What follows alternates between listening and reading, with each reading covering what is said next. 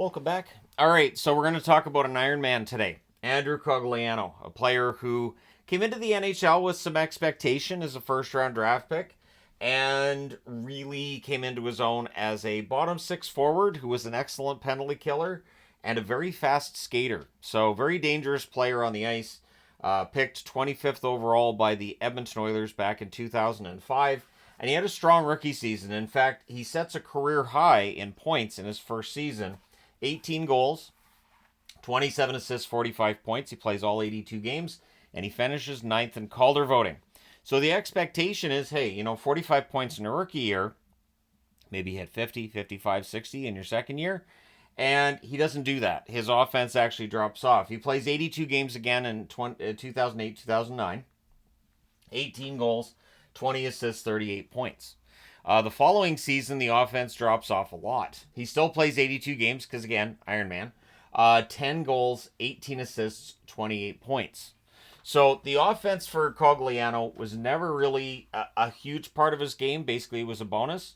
But again, when your expectation coming in is something you're not quite living up to, it's just interesting when you see a player in that in-between where people are still thinking, well, maybe the offense is going to be there. He does have a bit of a bounce back in 2010, 2011. 82 games, 11 goals, 24 assists, 35 points. You'll notice there's no playoff games here. We're in the midst of a time where the Edmonton Oilers having some struggles reaching the playoffs. And on July the 12th, he was traded, so that's after the season's done in 2010, 2011, for a 2013 second-round draft pick going back to the Oilers. So in Anaheim, it works better. I think it worked better in Anaheim because I don't think the expectations were necessarily as high. 82 games in 2011, 2012, 13 goals, 13 assists, 26 points. 2012, 2013, 48 games played. Again, he's not missing a game. That's a lockout shortened season. 13 goals, 10 assists, 23 points. So pretty good offensive numbers considering it's just a 48 game season. And he makes his playoff debut, 7 games, 1 assist during that run. And this starts a pretty strong era for the Anaheim Ducks. 2013-2014 plays all 82 games, 21 goals, 21 assists, 42 points in the playoffs, 13 games, 1 goal, 6 assists for 7 points. 2014-2015, Anaheim again, really strong during the regular season. 82 games, 15 goals, 14 assists, 29 points. He has a pretty good run in those playoffs, 16 games, 3 goals, 6 assists, 9 points. So his playoff production's not bad. 2015-2016 then, 82 games, 9 goals, 23 assists for 32 points in the playoffs, 7 games, 2 goals, 2 assists, 4 points. So we're starting to get towards the end of this era where Anaheim's, in contention for potentially a Stanley Cup. The only Stanley Cup for Anaheim being won in 2007, of course. 2016-2017, 82 games, 16 goals, 19 assists, 35 points. So nice bounce back from a goals perspective. His best goal total over the 3 years. You have to go back 3 years to find the 21 goal season he had, which bested the 16 goal season. In the playoffs, 17 games, 1 goal, 2 assists, 3 points. 2017-2018, 80 games, 12 goals, 23 assists, 35 points. In the playoffs, 1 goal in 4 games. So they lose in that first round sweep in 2018, but you'll notice that January 14th, he has a 2-game suspension. So that 2-game suspension for interference was one that people didn't agree with. And I guarantee most people watching this right now probably don't agree with it at this stage either. I was really surprised at the time that they actually suspended him the 2 games. I really was. So 2018-2019, 46 games played, 3 goals, 8 assists, 11 points. And on January 14th, so 1 year to the day after the suspension came down, he is traded to the Dallas Stars for Devon Shore. A trade which I will take all day long as a Dallas fan. 2018-2019 with Dallas after the trade. 32 games, 3 goals, 3 assists, 6 points. So offensively, it doesn't matter. In the playoffs, 13 games, just the 2 goals. But Cogliano really solidifies any bottom 6 that he's in. So 2019-2020, he plays 68 games with Dallas. 3 goals, 11 assists, 14 points.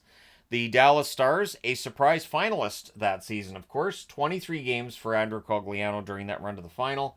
And 2 assists. But Cogliano still looking for his first Stanley Cup. 2020-2021, plays 54 games for Dallas, 5 goals, 6 assists, 11 points. So he goes to the free agent market, and on July the 28th of 2021, he signs as a free agent with the San Jose Sharks. Plays 56 games with the Sharks, 4 goals, 11 assists, 15 points. The trouble is, San Jose's in the midst of a rebuild, right? So they trade him at the deadline, looking to get something back.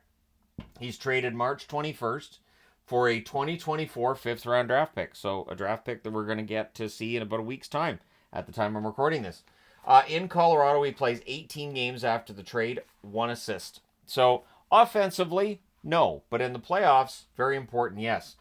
16 games in the playoff run for Colorado, 3 goals, 3 assists, 6 points, and he gets his cup ring. So Stanley Cup for Andrew Cogliano, and most, including myself, quite happy he got it. I don't think of anybody that wasn't happy to see him get it, but if I say everybody was happy to see him get it, guarantee somebody wouldn't be happy.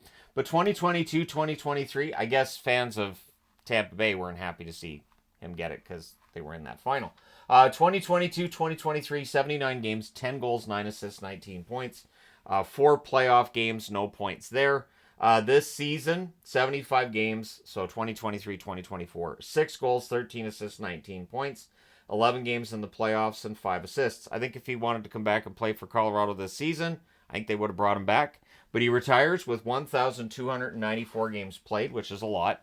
190 goals, 274 assists, 464 points in the playoffs, 131 games played, 13 goals, 27 assists, 40 points. Interesting note here, June of 2009, Danny Heatley was potentially being traded to the Edmonton Oilers. He would nix that trade. Going the other way, Schmid, Penner, and Cogliano would have ended up going to Ottawa. Interestingly enough, don't Schmid, Penner, and Cogliano all end up in Anaheim? So just throwing that out there. March 7th, 9th, and 11th of 2008, he had 3 straight games with an overtime goal, which set an NHL record. And again, that first season, because that's in his rookie season, I think it set that bar a little bit high when it came to the offense, because he had all the speed too, right? So 45 points speed for days. He did win the fastest skater in 2009. So definitely there would have been some at the time that felt like, there's some more offense there. Is it ever going to show up? No, but he ended up being a very good bottom 6 forward. His Ironman streak ended at 830 games. And again, there are definitely people who will say it should not have ended at 830 games. He had World Junior Gold both in 2006 and 2007. So Stanley Cup, World Junior Gold in 2006, 2007, Ironman streak of 830. You know what? We'll throw him into the THG Hall of Fame. Obviously, he's not got Hall of Fame numbers for the NHL, or for the Hall of Fame. The NHL does not run the Hall of Fame. But to me, I think this qualifies. He's a player who played a very long time. He kind of reinvented himself as a very good bottom 6 forward, and enjoyed a very long career with a championship in the NHL and a couple World Juniors thrown in. All right, there we go. I'll get my mouth working soon. All right, but thank you guys so much for all your support as always. Don't forget to hit like and subscribe if you haven't done so already. Thank you guys so much for all your support. I will talk to you again soon.